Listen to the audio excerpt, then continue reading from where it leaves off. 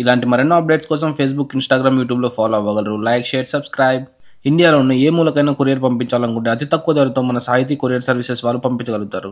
మీ వ్యాపారాన్ని వీడియో రూపంలో తీసి అడ్వర్టైజ్ చేసుకునేందుకు స్క్రీన్ పై కనిపిస్తున్న నెంబర్ని సంప్రదించగలరు.